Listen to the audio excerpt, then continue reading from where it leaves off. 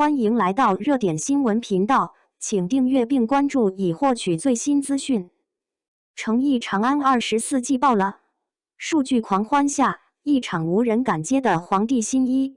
开播2小时，全网播放量破亿。次日清晨，数据直冲6000万，热搜霸屏，热度登顶。海外同步上线190国。诚毅的新剧《长安24季》用一组组天文数字，在2025年的岁末掀起了一场近乎狂暴的流量海啸。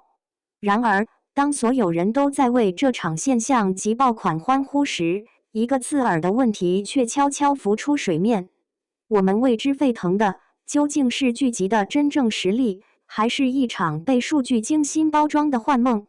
数据神话，还是数字游戏？长安24季的登顶之路，快得像一场精心策划的闪电战。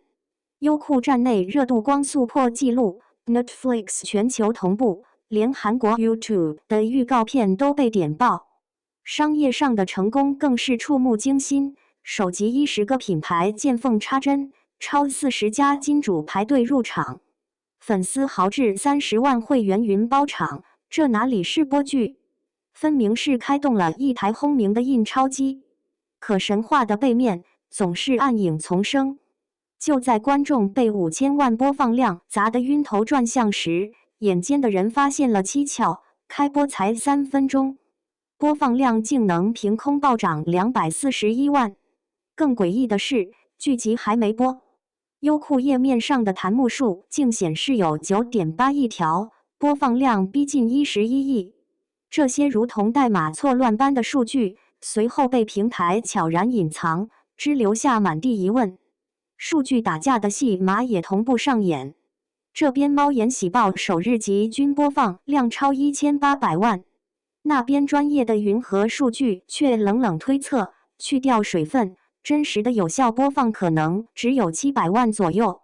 巨大的鸿沟撕开了行业心照不宣的秘密。我们看到的报，到底有多少是观众用脚投票，有多少是后台用手填表？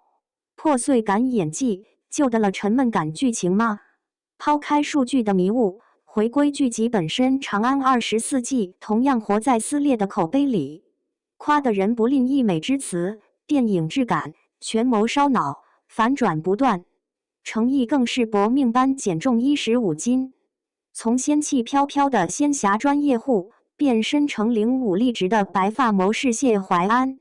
他那双盛满破碎感的眼睛和极具张力的哭戏，确实让不少人眼前一亮，大呼演技颠覆。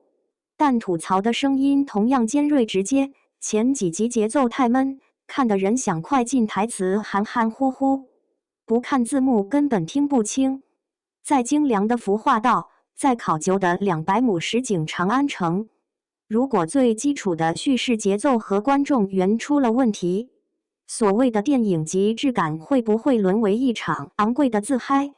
这恰恰戳中了当下古装大剧的集体痛点：制作越来越奢华，数据越来越浮夸，但与观众之间那份最质朴的追剧的快乐与共鸣，是不是却在悄悄走失？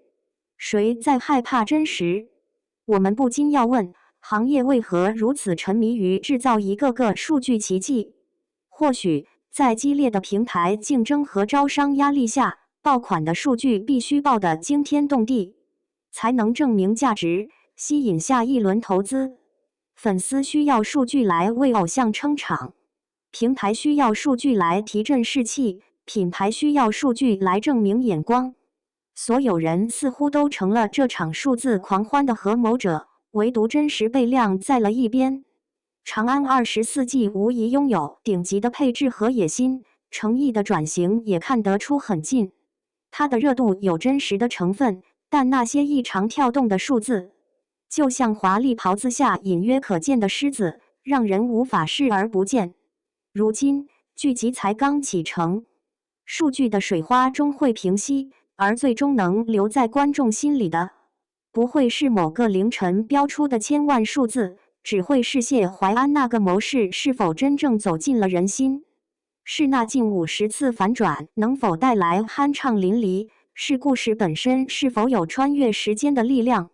这场开年大戏，表面上演的是长安城里的权谋计策，暗地里何尝不是整个行业面对真实与虚假、热度与口碑的一次艰难博弈？当烟花散尽，泡沫褪去，谁在裸泳？时间会给我们答案。